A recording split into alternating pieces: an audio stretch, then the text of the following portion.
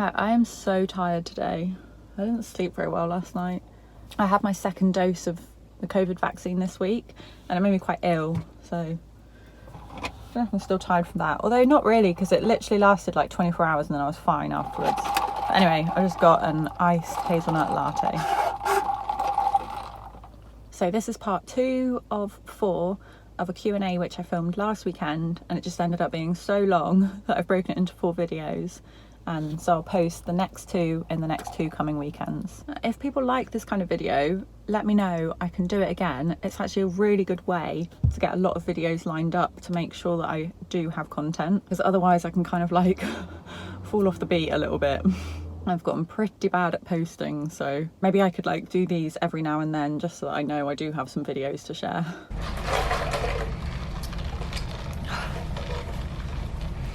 Right, change of scenes. Try and keep the video interesting. My memory card keeps running out and my battery just died, so I'm having issues. Thought I'd just record on my phone, but I can't because I'm reading the questions off my phone, so. You find still talking about eating disorders all the time stops you letting go of yours 100%? That's such a good question. No, I don't think it stops me letting go, but I do find it a bit boring sometimes. I'm trying to work it out with my account at the moment because I want it to be a recovery account. Equally, but a couple of things, like I don't want to show my life as if I'm still obsessed with food, because I'm not. And if I'm posting recovery and food content all the time, it can look like that. But equally, I don't want it to be like a lifestyle account. That's a hard balance. Like, how do I keep sharing recovery related things in a way that's like not gonna bore me? Because then I just stop posting for like months on end because I can't be bothered, and like that's not good. And also in a way that's not like misrepresenting recovery. So I don't know, I need to figure that out at the moment. I feel like I'm having a bit of like an identity crisis with my account. So any ideas welcome, but like bearing in mind I don't just want to do videos about like this is my life in a day, something like that. Like it was never meant to be that kind of an account, so I want it to be eating disorder recovery focused. Yeah, how do I evolve that? Do you work to live or live to work? 100% work to live. How long did it take for your thinking to change with CBTE? I'm 20 weeks in and feel stuck. So that's the treatment I had. 20 weeks isn't that long, honestly, like especially if you think about how long you've done your eating disorder behaviours for and how ingrained they are in your brain. Like think how much undoing that's going to take and how much relearning of something else. I don't know what this is doing. How are you coping with the pandemic? I feel a bit bad saying this, but it's not that it's passed us by, but I feel like Alfie died on the 29th of March 2020, and it was pretty much the day Dubai went into lockdown. And so I feel like we had our own enormous thing to cope with. And honestly, we probably would have self-isolated during that time anyway. Like we wouldn't have wanted to be out seeing people and stuff. So the global pandemic kind of forced us to do what we would have been doing anyway. What was sad is that our family didn't get to meet him. But yeah, I feel like I'm the wrong person to ask. How do you deal with unhelpful comments, people saying you've gained weight or look healthy? Maybe I did during my recovery, and I would have had to remind myself like all of the things I'd gained that they couldn't see. Like so much of your eating disorder experience is invisible to people. You know, like that running dialogue in your head all day of like, what have I eaten? What time am I doing this? Have I done enough of this? People can't see that shit. And it's that stuff going, which is like the life-changing part of recovery. So if people would comment on my weight, I'd be like, you want to see how much better my brain is? You know what I mean?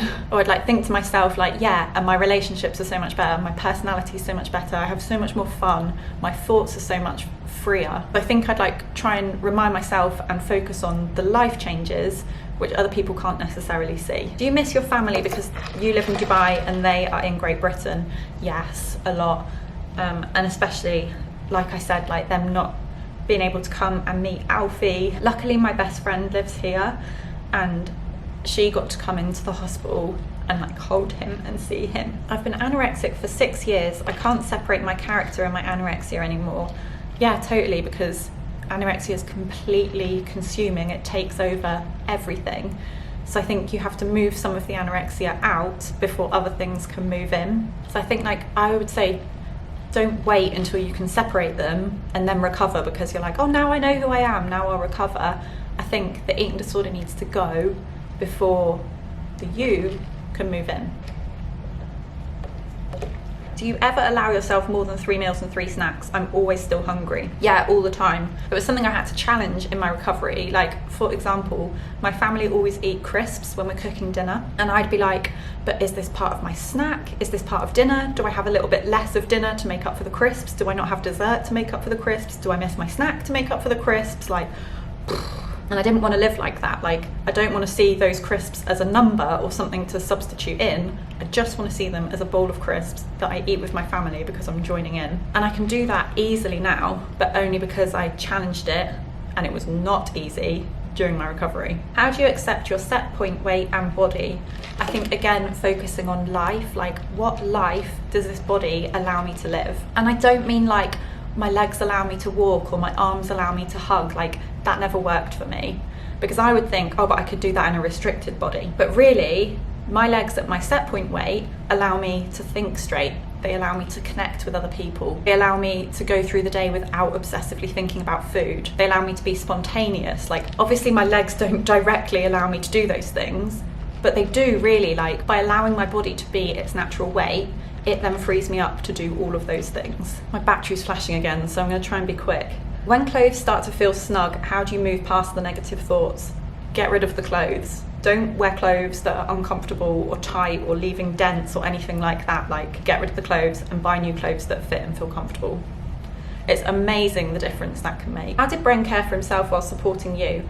Asking for my friends who support me. Yeah, that's so important. Bren was amazing in my recovery, and he understood it so well, and he took the time to like learn about it. But equally, it can then get into this odd zone where he almost becomes like my therapist, or like too involved, which isn't good for our relationship or for him as a person. So I think him like keeping his own friends, going out for a drink, playing golf, which is what he's doing right now, playing football, going to work, like keeping his own life as well as supporting me. Was the weight loss after having Alfie triggering? Right. Yes, but in a different way. Because Alfie died when I was 8.5 months pregnant, I was just so desperate to still be pregnant with him. So not looking pregnant anymore was triggering for me, because it reminded me that I'd lost my baby. So it's difficult for me to answer from like an eating disorder and body point of view, because I was dealing with something different then. The things that helped you... The bloody battery pack died again, so whilst it's charging, I'm going to try and use my phone. Right, did you find dealing with extreme hunger in a more controlled way helpful? So I did CBTE treatment and followed a meal plan, which is a very controlled approach. So I guess it's a meal plan versus more of like an all-in approach where you just honour all of your physical and mental hunger. I think my concern with that has always been that if you do that, but then freak out and then run back to your eating disorder, like you end up in a different type of pattern of like this yo-yo back and forth between toe dipping into recovery, honouring your hunger, freaking out, restricting. So I think I found it helpful in like helping me to avoid that, but equally, especially as I was getting better, I definitely had a bit more flexibility around my meal plans. So like if I finished a snack and it was savoury and then I wanted something sweet, which happened all the time, like I'd let myself. Or like last night we were at this baby loss event and the lady who'd organised it baked loads. Her baking's amazing. And I know in the past, in recovery, like food was so novel to me and cakes that I'd have like wanted to try everything. And I kind of did have the flexibility to do that. I wasn't like, oh no, my meal plan says it's 1 cake for a snack, so that's what I'll have. Like, again, I kind of like saw it from my body's point of view and had a bit of self-compassion around like, of course my body wants to try all of these amazing cakes. Like, it hasn't had them in however long. It totally doesn't know the taste. It doesn't know if it's going to be allowed them again. Like, this is why I want to try everything. And knowing that I wouldn't always be like that. Like if I allowed my cravings, then eventually I'd get used to this food and it would lose its novelty, and then I wouldn't want to eat every single thing on the table, which is where I think I am now. Like last night I tried a couple of cakes, but I didn't feel like I needed to try everything on the table. So I can't really say what would be like right or wrong for other people. I think just making sure whatever approach you're taking, you're making progress forwards and not like going forwards, going back, going forwards, going back, or just staying stuck. Okay, the next question is, what do you think have been your biggest mental shifts since starting your YouTube? So obviously loads around like food and stuff, like ordering the Starbucks earlier and not feeling compelled to choose a lower calorie option when it's presented to me. I'm just gonna get a mocha. Fancy something chocolatey. Yeah, that's a good point. You have to choose your milk on this app, which used to be so scary for me. Like if I was presented with options of lower calories, my eating disorder thoughts would be like, you have to have that one. And that's something I challenged in my recovery, and it was absolutely terrifying. And now I really don't care. But beyond that, massive for me has been perfectionism. And I'm not a perfectionist now. Like I feel very much good enough is good enough. My time is so much better spent elsewhere than trying to perfect one little thing. And also I think emotionally, like learning that I can sit with distress, pain, anxiety, stress, loneliness, whatever it is, like I can tolerate those feelings and I can respond to them in a valid way. Like if I feel lonely, texting a friend or joining a new group so I can meet people, which I did with like the book club that I joined whenever it was, I don't even know, last year, this year, I don't know. But I work from home in the day, so I go for really long periods without talking to anybody, and I get like quite bored and isolated. So I didn't respond to that with like, so I'm going to control all my food. I responded to it with like, right, so I need to join a club and go and meet some people and have someone to talk to in the day. I also like now go and work in cafes in the morning so that I'm not just sat at home all day and not getting lonely, but like, yeah, I'm somewhere where other people are. That's hurting my arm, so I'm just going to prop it up. The next question was, I work at recovery but then see old pictures of myself in like a weight suppressed body and freak out and run back. So I guess it's a bit like that yo-yo thing I was talking about earlier. I don't get that at all anymore. Like if I see a photo of myself in my weight suppressed body, I think, poor you, Meg. Like what I see is how sad my life was, how small it was, how isolated I was, how boring. But that wasn't the case in my recovery. Like seeing those photos was very triggering. And I think how I dealt with it then was forcing myself to see the things which I actually automatically see now. So saying like, yeah, okay, maybe I want that body, but I have to complete the picture there. Like it's not just about being in that body. In order to be in that body, I restricted my food, thought about food all day, had to plan my food like crazy, couldn't join in with people properly, wasn't spontaneous, didn't have a personality. Like what is the full life around that body?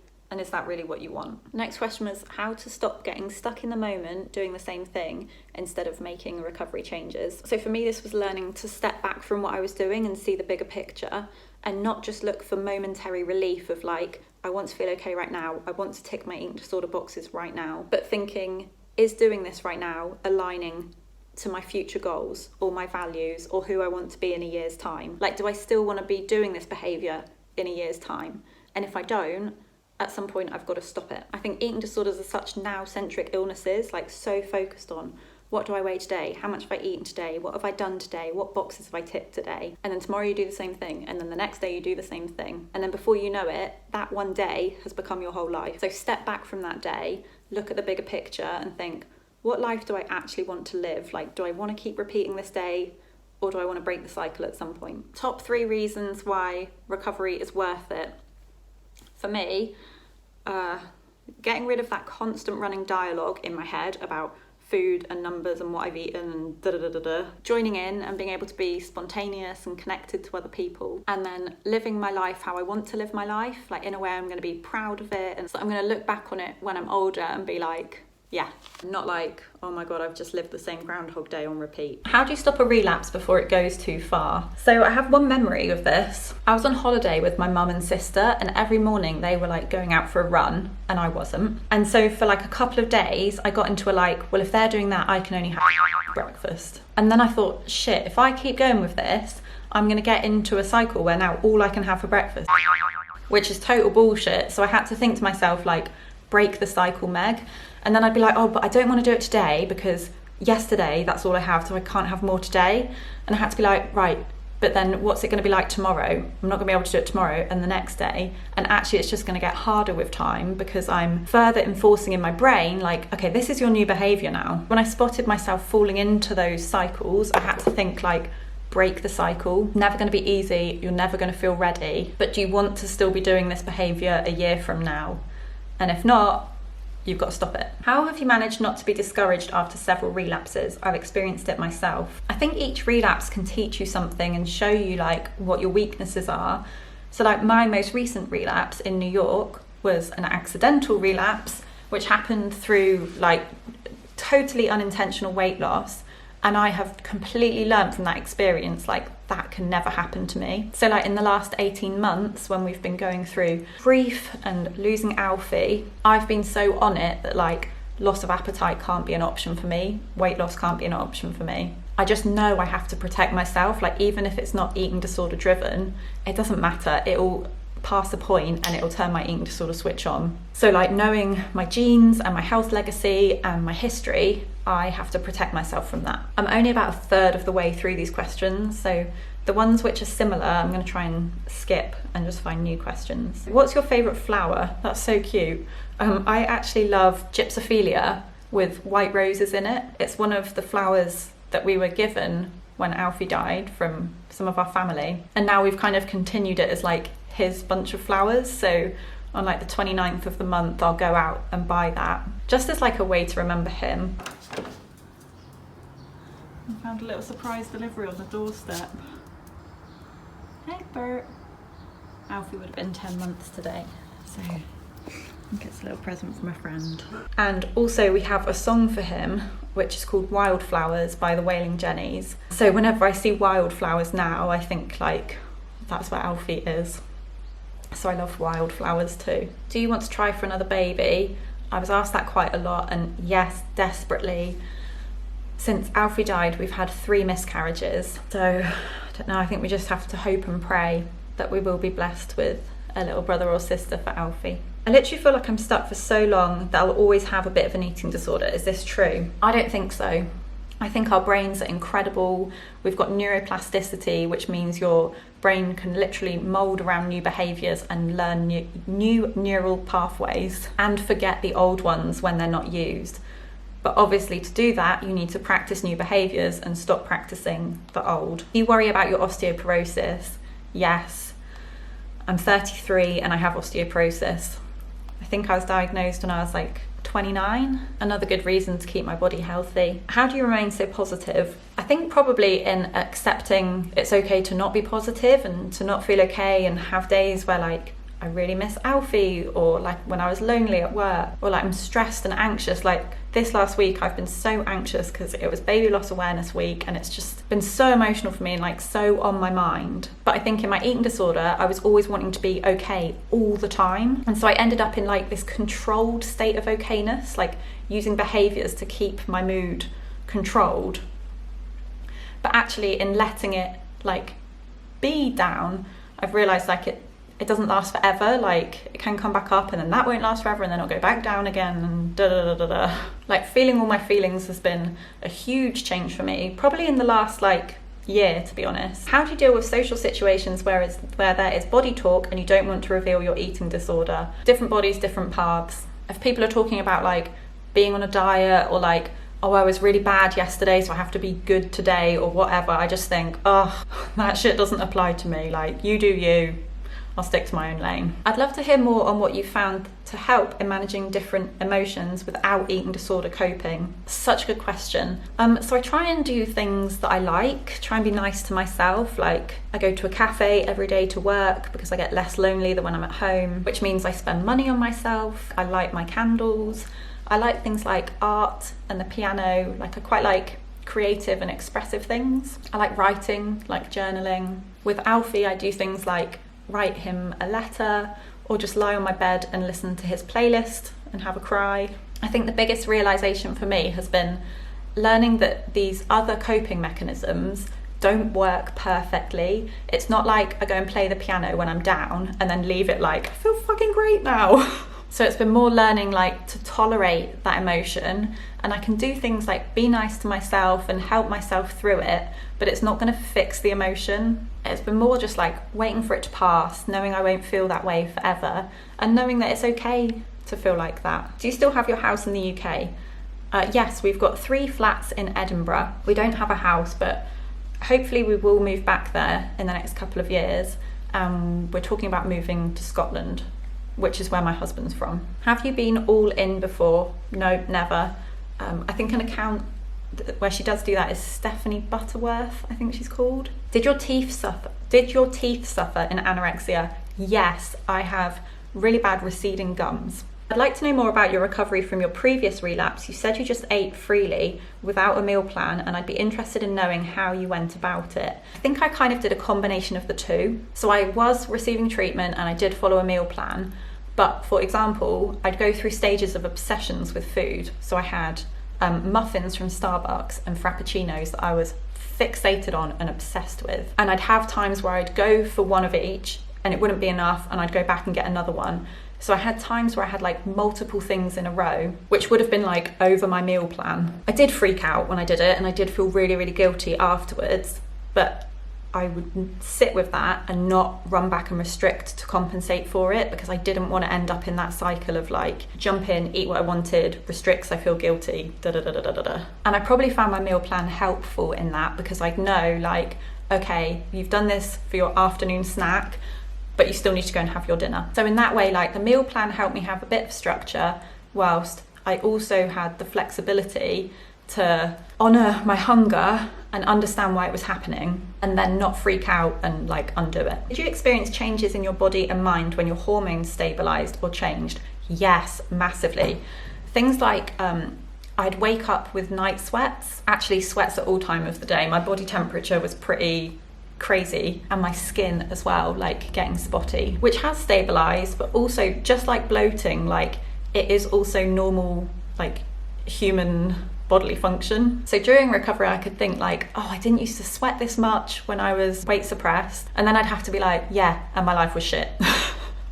I love your attitude, your strength and persistence, even in situations that are effing challenging. What keeps you going, even if you're so stressed and low and sad?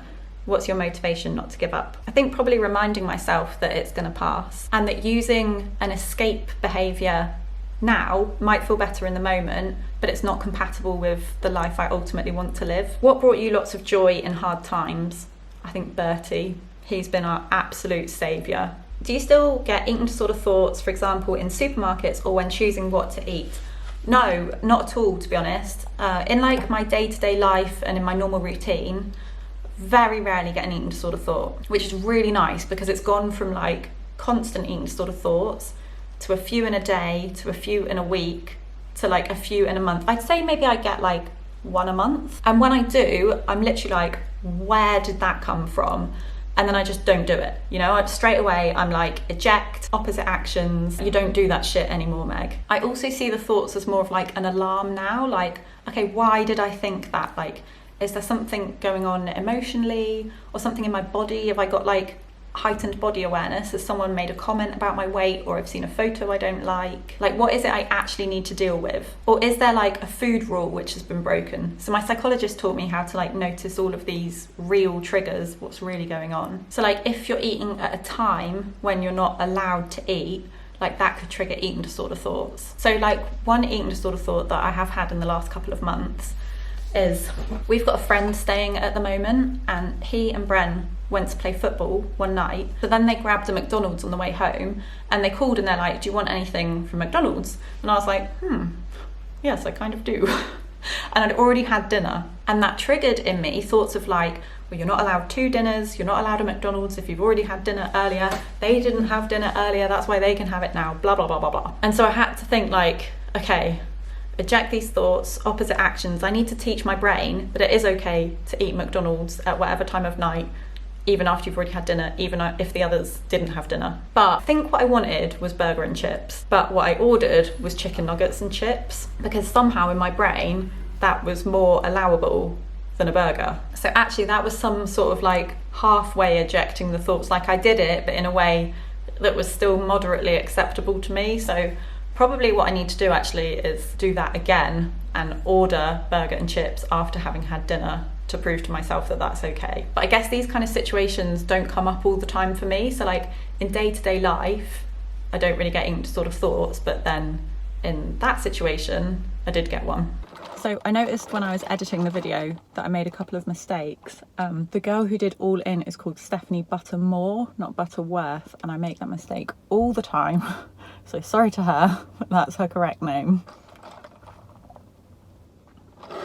And I only really half answered the question about, do I go over 3 meals and 3 snacks, because the person said they're always hungry, and I missed that bit, but I don't know if I can completely answer it, to be honest. I think you'd need to speak to whoever your team is. But I do think it's important because like you can't be left hungry, like physically or mentally, in eating disorder recovery. Like that is just batshit. But I do think it's a real risk of meal plans, and sometimes I think like health professionals or like dietitians or doctors, I don't know if they always understand what it actually is to recover from restriction. Like you kind of go like, oh hey, I'm recovering from starvation, I literally want to eat every second of the day, and they're like, oh cool, here's 3 meals, 3 snacks. Like is that going to cut it? And I don't know what the answer is, because I can also really see the benefits of like the structure of 3 meals, 3 snacks. It can mean you like know what you're eating, so when your head starts playing with like eating disorder thoughts, you're like, well no, this is what I need to eat. But also I feel like it needs some flexibility built in for people to be able to honour their hunger and their cravings and the foods they want to eat, like mental hunger, and also I guess to like work with you to know that that's okay. And sometimes you can feel guilty if like a health professional's given you a meal plan and you want to eat more, you're then like, oh my god, well I'm shit if I go over what a professional's told me to eat. But it's not that. Like your body is recovering from freaking starvation. Like it's normal to feel like you could eat everything in your own house and everything in your next door neighbour's house, and you just feel like you want to eat and eat and eat forever and ever and ever, which doesn't happen. Like your body will hit a point of balance and food will lose its novelty. Your body adapts to food, like hunger and satiety, and like your body signals regulate, and your brain just stops thinking about it as much, which is bloody magic. But yeah, it's a difficult one. I don't know how to hit that balance of, yeah, it's a difficult one, and I don't really know what the answer is, how to strike that balance. But I would just say, if you are still feeling hungry, like you will not be the only one, and I would just talk to your team about it. Like I can't really answer it personally. So lots of love to everybody, and I'll post part 3 next week.